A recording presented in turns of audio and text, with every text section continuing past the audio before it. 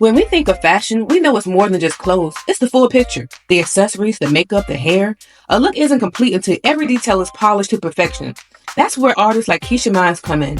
As a visionary behind Lamace Visions, she's shaping editorial hair into high art while juggling the day-to-day of salon life. We sat down with Keisha to talk style, creativity, and balance.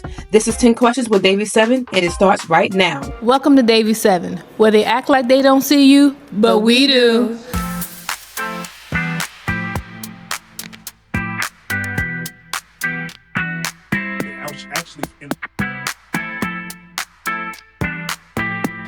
At Dayvii Seven, we shine a light on the visionaries transforming the fashion and beauty landscape. And today we're sitting down with a true industry powerhouse. Keisha Mines is an award-winning hair artist with over 20 years of experience shaping trends, setting standards, and turning heads. From the runway at New York Fashion Week to the pages of modern Salon, her work has left an unforgettable mark on the industry.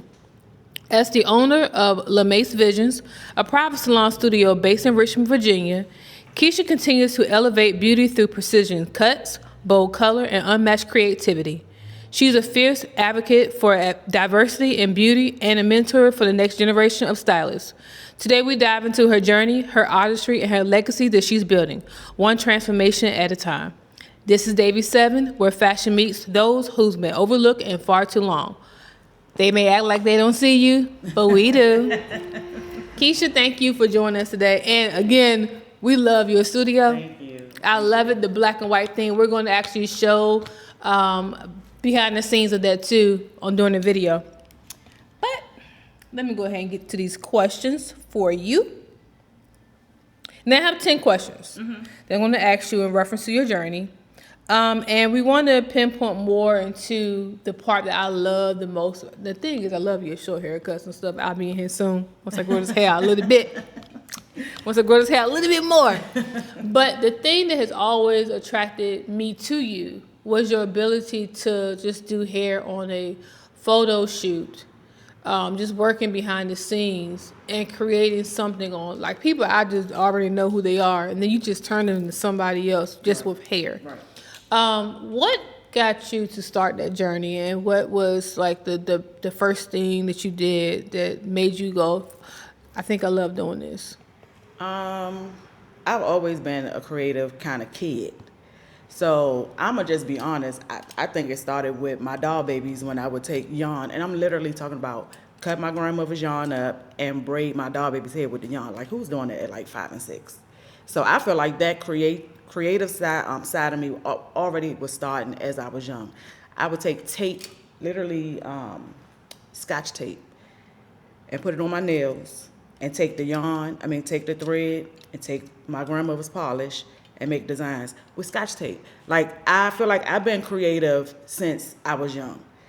And you already know, we cutting up our clothes, we writing our names on our pants. And when you don't have a lot of money, you make do with what you have, so you make your own fashion out of that too. And I'm not a fashion person, but I was still I feel like that's still creative too. I also liked to draw when I was younger too. So all of that stuff kind of, I think, all goes together with me creating like hairstyles and stuff too. You said something, you're not a fashion person, but I really consider that part of the fashion. Okay. The hair. I think the whole look. A lot of times when people say something about fashion, you think about the clothes. Yeah. And that's one thing we kind of gathered with this was we wanted to highlight the creators because all that consists with the look. Because if you have a style on and your hair look a mess, it throws off the full, it throws off. So I think all of that comes together. Yeah. So I mean, that's pretty much what I look at it when I say the fashion. I like the fashion with the hair as well. And I'm just looking at your pictures. Like, you create that right there. I need you when we get to that. Yeah. You go ahead and turn over there. That right there, because they keep on catching my eye. So I'm looking at like what made you like your brain is just like crazy with that. And that's crazy because and I know who she is too. That was probably the last model of the day, because first of all I tried to do too much in one day, and so when we got to her, it was like, oh my God, I'm really exhausted. But Lo really helps. He's a creative director, so I come up with stuff in my head, he come up with stuff, and we kind of like play off of each other, and so I had an idea and I started working on it and I started doing it, and then as I was doing it, he might say, okay, just spray that out a little bit right there. Or so I feel like I'm learning a lot. I learned a lot of technique hair, like just editorial techniques. Because when you're in the salon all the time, everything is usually neatsy, right? So when you're doing editorial, it can't be neatsy. It has to have some type of different feel to it versus being super neat. And so when I started out with him, everything that I did was like super neat all the time. And he's like, no, you need to muffle that up a little bit or push that to the side or just move that piece right there. It'd be little details that would turn it into an editorial look. But I don't know. I just feel like I come up with stuff in my head and he helped me like really take it to the next level. So I've learned so much from him, and I feel like that's why I do the things that I do now because of him. If anybody is wondering, like, who is Lo is Lo. His name is Lo Garcia. Yes, he's I a know him. photographer, high fashion photographer, pretty much editorial photographer who is based out of Virginia, and he's super dope. Amazing. Yeah, I love him. His vision is crazy, beyond measure. He can go from shooting just editorial to the whole point of shooting something just for, like, you know, if you have a spread as far as for like your collections came out, and he just sees the vision on that. So that's Lo Garcia who she's talking about. You worked across TV, editorial, and high fashion shows. How do you approach styling differently when it's for the runway versus an everyday client?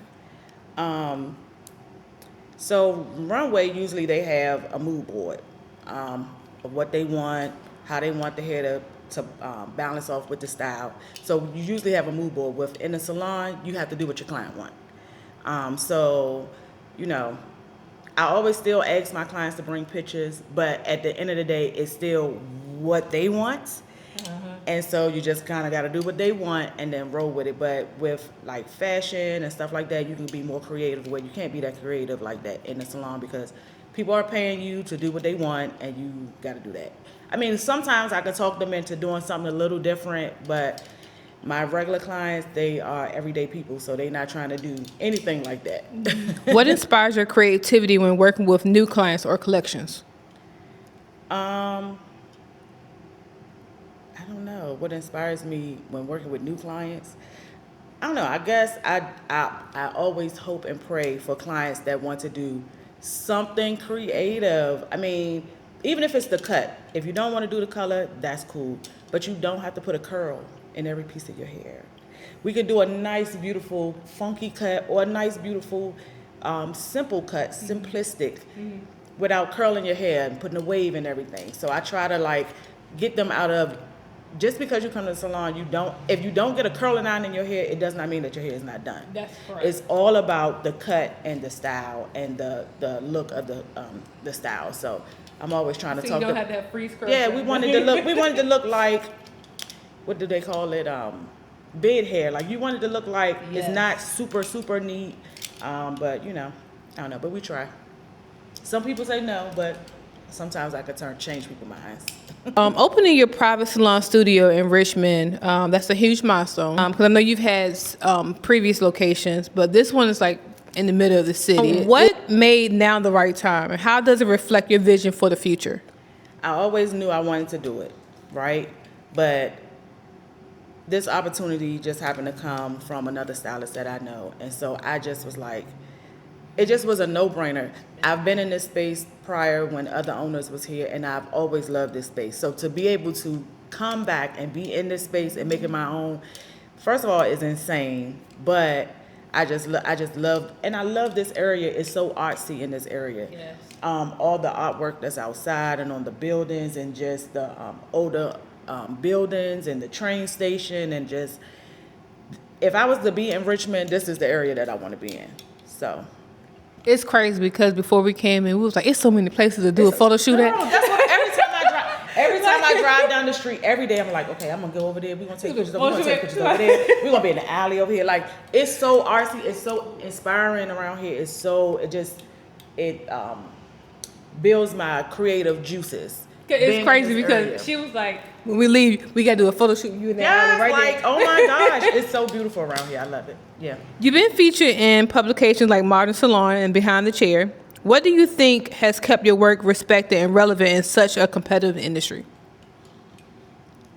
I don't know. I'm just doing me. I'm just doing what I love. It's not like I don't really have a plan for it all. I just do it.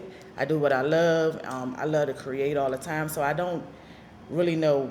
I don't know. I just do me. So I'm gonna just pretty much, this is off the record from the questions, but a lot of people have asked me that question before, like, what's your inspiration? I just love. I just create. Yeah, like, That's what it is. it's like, not. I don't have an inspiration. I might look at something, or I might look at a picture or a flower, or like I said, I drive down the street and then I get ideas of things I want to do. But I just do what I love. So it's not. But I guess that's inspiration.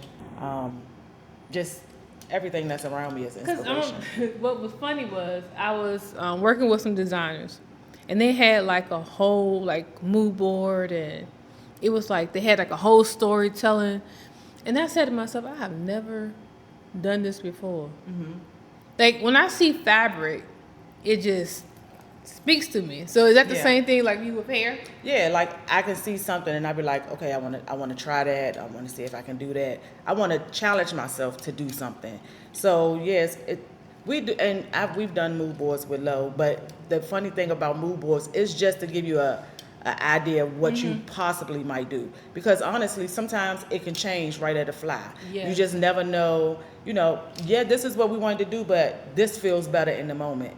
So, a mood board is good to just kind of have some type of direction, but a lot of times you end up creating as you go. So. Representation matters. How has your identity as a Black woman shaped your approach in the beauty space, especially when working with diverse hair textures and editorial teams? And you look around, and there's not too many of you around. How does that make you feel? It makes me feel accomplished because I always said I want to be the one that's in the room. I want to go to the places where they don't see me. You know what I'm saying? So that I can open up the door for the next person to come behind me. You know what I'm saying? Because we deserve to be in the room just like everybody else. And I feel like a lot of us, because we have played with dolls at such a young age, know how to do everything. We know how to do everybody's hair. Absolutely. And when it comes to the makeup, I've noticed that as well. A lot of I think we just started getting it right as far as with makeup on the red carpets, because a lot of people was looking like ashy face, and we were like, Lord, that wig is off. And I feel like it's a lot more of you walking into the room now. When you're at the events as far as for the award shows, how is the diversity with that? The few ones that I've been to, it's a little, it's not a lot of us, but I think that's starting to change. It's starting to change because it has to, because people are speaking up more about it. Like my mentor Naima LaFawn, she wrote the love letter to the industry, to just letting them know that we need to be picked. We deserve to be in the room just like everybody else. One, because we have the talent to do the thing. Yes. You know what I'm saying? We do everything. So the decision makers definitely need to start picking us. So I think that's going to change in the next. I mean, it's starting to change now, and I can see it's changing now. So you started major events like New York Fashion Week for Christian Siriano and the Richmond Bridal Show. What's one behind the scenes moment you'll never forget? I think one I remember is at the Christian show. It was a model that had really short, natural hair, and nobody could twist that thing up. And Christian said, I want her to have twists, pretty much like everybody else. I want twists in her hair, and I did it. I twisted that hair, and it was a little bit of hair, but I used to be a braider, so pinching short hair, that's what I derived off of being able to catch short hair. So I was like, this is in my wheelhouse. I can do this, and so I did it. How was his reaction? He wasn't there to see that I did it. Yeah. So, but I did it, and it's fine. I know that I did it, but to be able to, like I said, be able to do everybody's hair. That's what. No matter short or long, you should be able to do everybody's hair. Now, how was it to be a stylist for the Christian show? 'Cause that's one of my favorite designers as well. The way that happened for me, I won the What's Next Awards, and that was one of my prizes, was to work Fashion Week with Sebastian, the Sebastian team, who works with them all the time, and the lead key was Anthony Cole, and he is fabulous. Okay. So to be able to work under him and work under that team was really, really fun. But being backstage, I love it. I love the quiet time of it, and I love the intensity of it. I love the quickness of it and how you got to change up real quick, and I love that. I love a fast-paced type situation because it's constant. It's no like downtime really. It starts, it might be have like a smidge of downtime in the beginning, but once that thing go boom, it's like this. And I love it. It's so energizing to me. I love it. It gives me a pretty much a Is it anxiety? anxiety attack. I love it though. I be like, oh my God, let's go, let's get It's it. an anxiety attack for me because no, I love it. Because I'm always on the side of the designing part. Oh, okay, yeah. So I'm it's sure that's more, different because you got to make sure everything is the details of it, and it's just like what you think about is okay when this is walking down that runway. And you, but we the same way too. We want to make sure that the hair don't fall on the ground when you go down the runway too. That is true. That is true. It's the same. I think it's the same thing. I just think everybody. Now, maybe we on the subject about runways because I love that subject. Okay, do you feel like the hair should be cohesive, like for the models, like for everybody hair to be the same, or do you feel like the whole? Depending on the textures, depending on the models. So, because everybody's hair can't do what everybody wants that particular look. So I feel like whoever is the key or whoever wants that look to be a certain way, they have to think about everybody's hair texture and everybody's hair, the length of the hair, and make sure that everybody's look can kind of connect. Because I feel like that has been a problem. Yeah. Me looking at shows, I'm like, why do they and it's always a black girl. Yeah, because. And I'm looking like, okay. Yeah. This wasn't for it. So I always think like, like why didn't they choose like something else that was for that person's hair texture? Sometimes it's just that the stylist that probably is a part of the program or whatever it is just didn't know how to make it cohesive with whatever the look is. So it's just really just having more people on the team. So a you is needed. Yeah. Okay. That's pretty much. More people that know how to, it's more people that knows how to do everything. You can't just know how to do Caucasian hair or curly hair or what. Like everybody needs, because it's some of us that don't know how to do Caucasian hair too. So let's be honest. But it's a lot of us that know how to do it all. So I just think everybody in the room should know how to do everything. So the resume should be checked. What advice would you give to upcoming stylists looking to break into high fashion or editorial hair work? Okay, so I'm still there. I ain't there yet. I'm working on it. I'm still, but to get me to where I'm at now, you have to be in everybody's DM and you need to be wearing it. Heck, I want to say hell. Can I say hell? Yeah, you can say okay, good. So you need to be wearing the hell out of people. Like you need to follow people that inspire you, follow people that's doing way more than you. Do not have a closed mind. Don't think you know everything. Or stay teachable. Because a lot of people think they know how to do everything off the break, and you don't. Because I've learned so much stuff, and I'll do something, and you gotta have, I don't want to say tough skin, but you gotta know how to. So like if somebody take constructive criticism, because if somebody say, okay, this ain't it, can you figure out a way to change it up? You can't get the pooty face and be mad. You got to just figure that thing out and make sure that you just keep doing it until you get what the people is asking for. That's it. So stay teachable. If you want to be a part of something, you have to contact people, email them, DM them, whatever you need to do to get in contact with them. And stay open to learn, because if you don't stay open to learn, you ain't going to nowhere. It just is what it is. I like that. You've also taken on the role of educator. How important is mentorship and sharing your expertise to you personally? It is extremely important. First of all, I love sharing. I'm not a crab in a barrel kind of girly. I love sharing because what I teach you or what I give you or what I present to you or show you or whatever, I'm not worried about you taking my clients or taking people. That's just, to me, that's a crazy mentality, right? So I want to be able to teach people to, if it's hair or cuts, I want to teach them what I know. I'll give them everything. If it's business, especially business, because that to me, that's more important than any of this, because if your business not right, we ain't really got nothing going on. But I want to teach people not to go through the things that I've been through. Anything that has to do with hair, I'm willing to teach, but I just want to give. I love giving. That's just, yeah. How do you feel about the customer service area, like of this business? And the reason why I say the customer service is because we all online.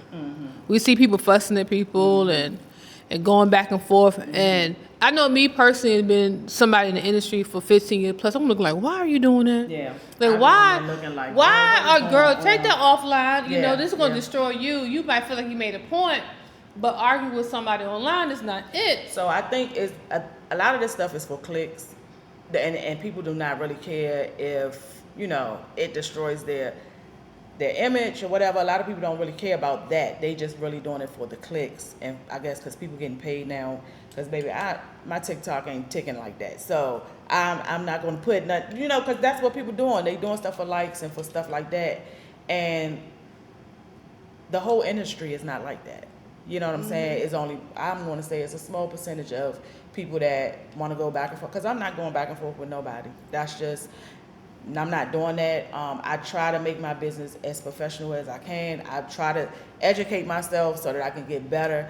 I'm not perfect. I've come a long way. Because I used to be that girl that used to be like, if you ain't blah, blah, blah, blah, blah, blah, and typing it. I used to be that girly. But what is that going to do? Because if I set my business up the way it should be set up, I would have less of those issues. So if my page is saying what it needs to say, then I have less of those issues. If I have my prices set the way it's supposed to, I have less of those issues. So anytime I'm saying people arguing, it's because they don't, one, I feel like they just doing it for clicks right now. Like people just doing it just to be on the internet.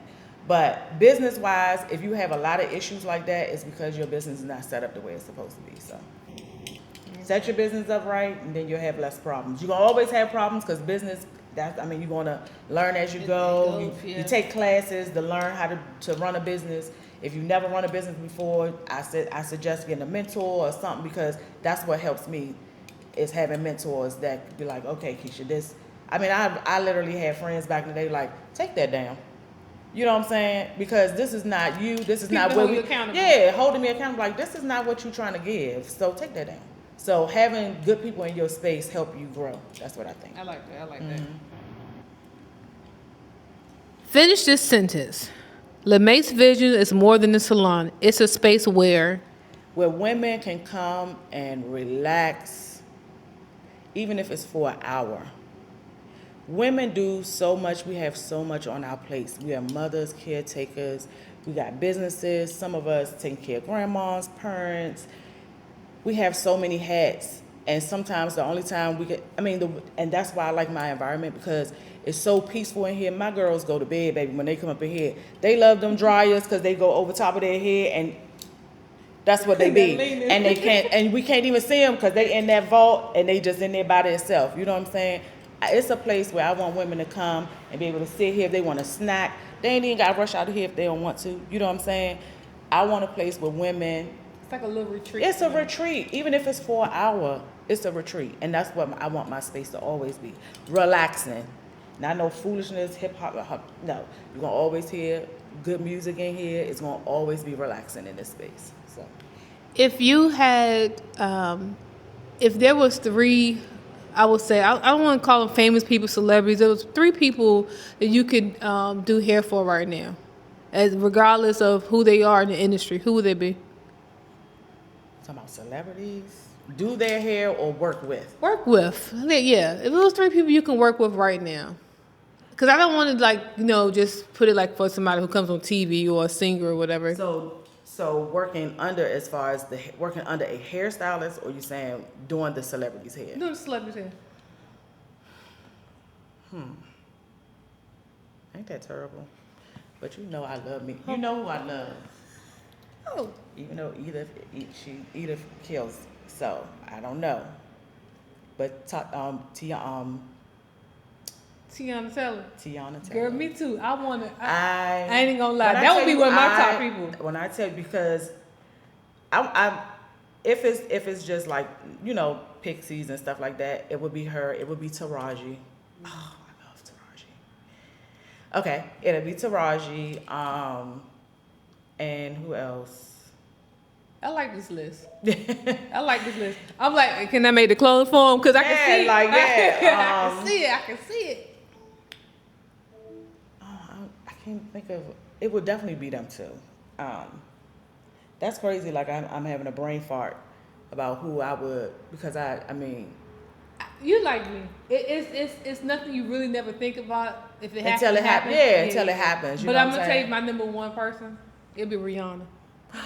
Oh, how did I forget Riri? It would She be would Rihanna. definitely be in the. Yeah, It'd she be would be so Rihanna. because I picked them because first of all I just love Taraji. I just love her Same journey. here. I just love her journey. Period. And I just she's want to so be in the cool. same space with her. And you know, she from DC. Okay. Yeah, and she went to my high school. All right. And she a Virgo. Okay.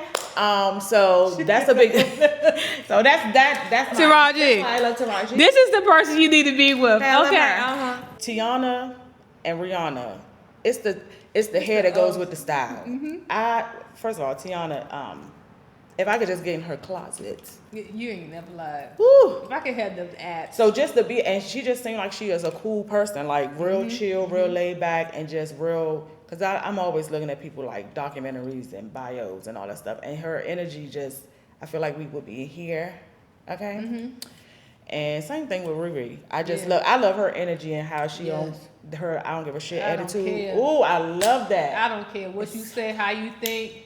You're not getting no album no time soon. You're not getting an album anytime soon. And you're gonna get it when I give it to you. And you're gonna keep on playing that same album that I dropped 20 years ago. And you still gonna keep singing it. Yeah, because I am. So what can we expect from the brand, the Lamace brand, for the next 5 years? Oh, child, I got so many. Let's just start the next 6 months because you got a lot going on. Maybe you think. Okay. If this pop off, because I got a whole list of things that I want to do, but of course I want to still keep continuing educating. I want to get somebody in this space that matches this energy in this space. I want to be able to still continue to teach outside of the salon to our upcoming stylists because I feel like that's so needed right now. Lord, please, Fashion Week, New York Fashion Week with a big brand. Come on, Lord. Big brand Fashion Week, hopefully this year. You can do Essence Festival next year too? Oh, I would love to. We do too. I would love to. Look. Any festival, all three of us just need to get in the car and go down there next year. Yeah, I'm just all about like I just want to work. You know what I'm saying? Yes. I want to work. I want to work outside of the salon more and paid work. Good paid work. Say that again. Paid work. Okay. There's a lot of creatives who make a big deal about doing free projects. And I haven't had a problem with doing that in the past because it allowed me to get to the next level. Yeah. And I just wanted to know do you feel the same way in your industry? Because I know in mine, we pretty much get hit with that a lot. And I've talked to a lot of designers or stylists who like I'm not doing them for free. They're gonna pay me, and I'm just like. And that's everybody's own choice, right? For me, like I said, and if it's for you as well, if it does not help you in some sort of way, if it does not bring value to your whatever you need, then it's not really a reason to do it, right? If the collaboration is not collabing, then it's a waste of time. So making sure that it's a good collab and that the people and the work that you're doing makes sense, then yes, I don't mind doing free work. I love what I do, so it doesn't bother me to go, especially editorial. That gets me out of that gets me out of the salon space to be able to do fun stuff. Because to me, editorial is. I'm not gonna say that in salon stuff is not fun. It's just repetitive. Yeah. And so it allows me to be creative and doing editorial stuff. So if I can work with people, and then I feel like in the collab, I'm also learning from because whoever I'm gonna collab with, they doing something, and I'm gonna learn from them. They gonna learn from me. We learn from each other, and that's how my collabs. That's how I pick, who I'm gonna collab with. I heard you say something earlier about Broadway. What would you want to do with that? Oh my God. Okay, so Broadway, first of all, anything that's Broadway movies or anything like that, I feel like you can really be super creative. And so I would love to do costume hair and Broadway hair and movies that's doing I just like really creative movies like Black Panther and The Wiz or something. Yes, like any I love futuristic movies. I love period pieces. Oh, okay.